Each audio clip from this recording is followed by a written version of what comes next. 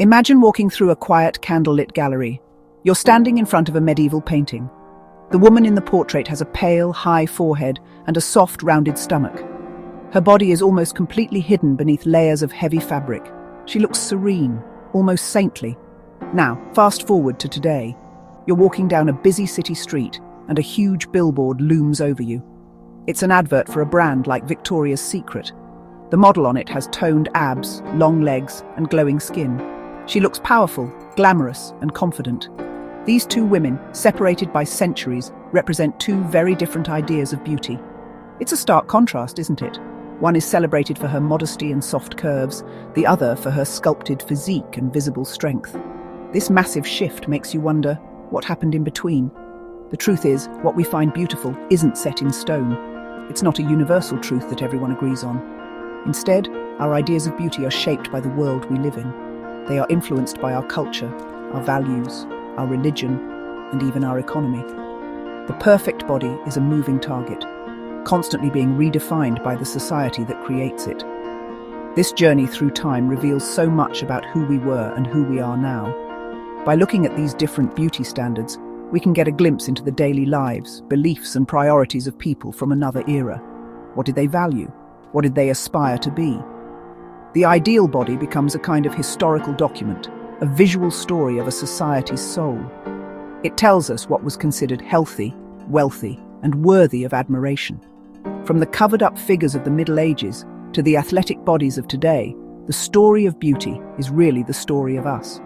So, let's take a closer look at these two wildly different worlds. We'll explore why a gentle, covered silhouette was the height of fashion in medieval Europe. Then, we'll jump to our modern era and unpack the rise of the toned, tanned angel that dominates so many of our screens. By comparing these ideals, we can start to understand the powerful forces that shape how we see ourselves and others. It's a fascinating journey that might just make you look at that billboard and even your own reflection in a completely new light. In medieval Europe, beauty wasn't just about what you looked like on the outside. It was deeply connected to your inner goodness and your spiritual life. The church had a huge influence on everything, and that included beauty. The ideal woman was modest, humble, and virtuous, like the Virgin Mary. Her beauty was meant to reflect her piety, not to attract worldly attention. For this reason, showing off your body was seen as sinful and vain. Clothing was designed to cover, not to reveal. Women wore long, flowing gowns that hid their shape, and their hair was often covered by veils or intricate headpieces. The physical features that were considered beautiful were also tied to this idea of piety and social status. A high, rounded forehead was very fashionable. Some women even plucked their hairlines to achieve this look. It was thought to give them an open, intelligent, and almost childlike appearance. Pale, flawless skin was also essential. This was a sign of wealth. It meant you didn't have to work outside in the fields under the harsh sun. A woman with a pale complexion was clearly a lady of leisure, spending her days indoors. It was a status symbol, plain and simple. Even the ideal body shape was different. While today we often see a focus on being slim and toned, in the Middle Ages, a slightly rounded stomach was considered attractive. You can see this in the art of the time. Figures often have a gentle, S-shaped curve to their posture, with a soft, full belly. This wasn't about being overweight, it was a sign of health and, more importantly, fertility. In an age with high mortality rates, the ability to have children was incredibly important. A rounded figure suggested a woman was well-fed and capable of bearing healthy heirs. So the medieval ideal was a complex mix of religious values and social signals. Beauty was about subtlety and suggestion. It was found in the paleness of your skin, the height of your forehead, and the modest way you carried yourself. It wasn't about flaunting your assets, but about hinting at your virtue, wealth, and health from beneath layers of rich fabric. It was a quiet, controlled kind of beauty, a world away from the loud, confident glamour we are so used to seeing today. Now let's leap forward to the 21st century. The quiet modesty of the medieval era has been replaced by something much bolder. Today, brands like Victoria's Secret project an image of beauty that is all about confidence, glamour, and visibility.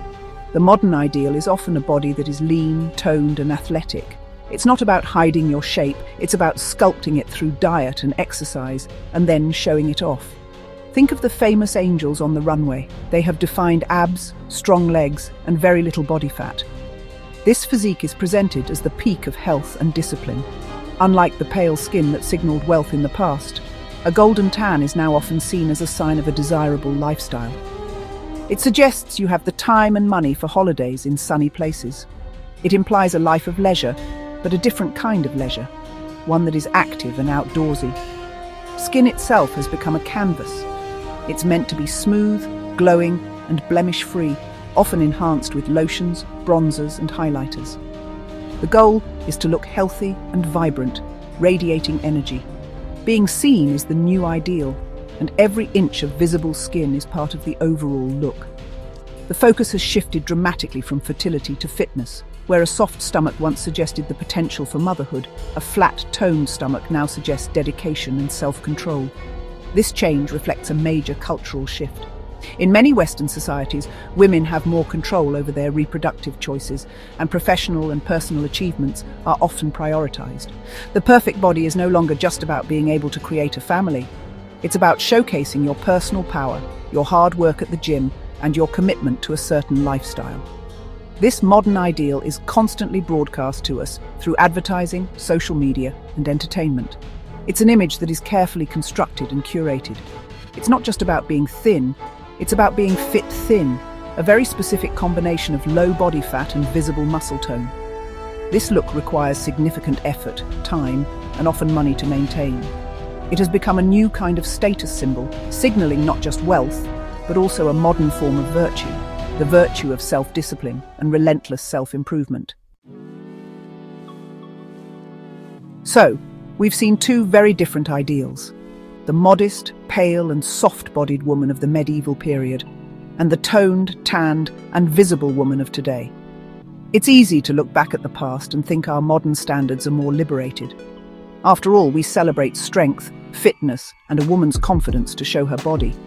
We've moved away from an era where women's bodies were almost entirely hidden from view. Surely that's progress, right? But is it really that simple? Are today's beauty standards truly better, or are they just different? When you think about it, both ideals place a lot of pressure on women. A medieval woman might have plucked her hairline to create a higher forehead. Today, a woman might spend hours in the gym and follow a strict diet to achieve toned abs. Both are chasing a very specific, culturally defined look. The medieval ideal was tied to piety and status. The modern ideal is tied to discipline and lifestyle.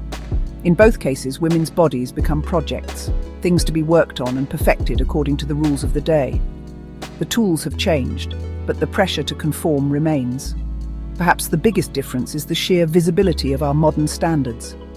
A medieval woman might have compared herself to a painted saint or the lady of the local manor. Today, we are bombarded with thousands of perfect images every single day on social media and in advertising. These images are often filtered, edited, and completely unrealistic. This constant exposure can make it feel like the standard is not just an ideal to aspire to, but a reality that we are failing to achieve. The pressure is more intense and more inescapable than ever before. Ultimately, the journey from medieval modesty to Victoria's Secret shows us that beauty is a story we tell ourselves. It's not a fixed truth, but a cultural creation that is always changing. As we look at the standards of today, it's worth asking ourselves some tough questions. Who do these standards serve? Do they make us feel powerful, or do they just create new anxieties? Understanding that these ideals are temporary might be the most liberating thought of all. It frees us to be curious, to question what we see, and to wonder what the next beauty revolution will bring.